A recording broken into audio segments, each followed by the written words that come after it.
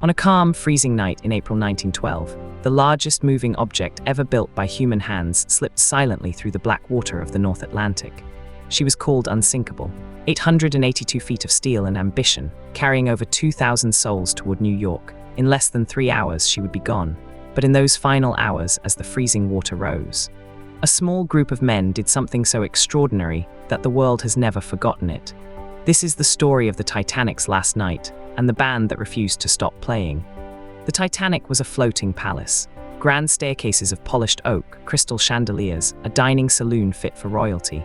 Her wealthiest passengers were among the richest people on Earth. Down below in third class, hundreds of emigrant families chased a single dream, a new life in America. For everyone aboard, the great ship felt like the safest place in the world. The crew had been told she could not sink.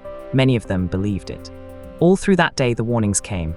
Other ships radioed again and again, ice ahead. Fields of it drifting south across the shipping lanes, but the Titanic steamed on at nearly full speed, racing to make a fast crossing.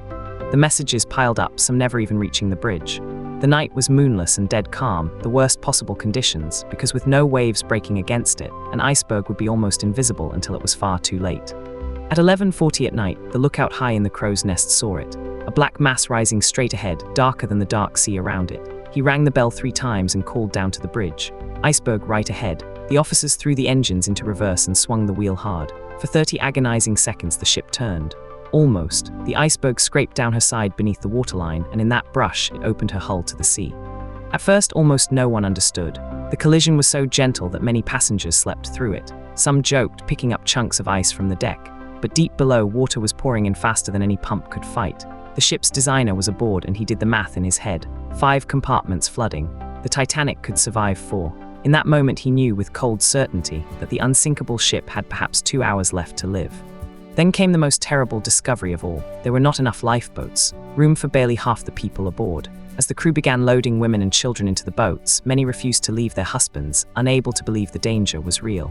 Some early boats rowed away half empty. The band, meanwhile, had gathered in the first-class lounge and began to play. Cheerful tunes, ragtime, anything to keep the rising panic at bay.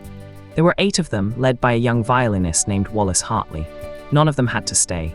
As the ship tilted and the crowd surged, they could have fought for a place in a boat. Instead, they moved out onto the slanting deck, and they kept playing. Witnesses who survived would never forget the sound of music drifting across the freezing water as the lights still blazed, and the great ship died beneath them. The music, one survivor said, gave people courage. In the final minutes, the bow dipped under, and the stern rose high into the night sky, higher and higher, until the ship stood almost vertical against the stars.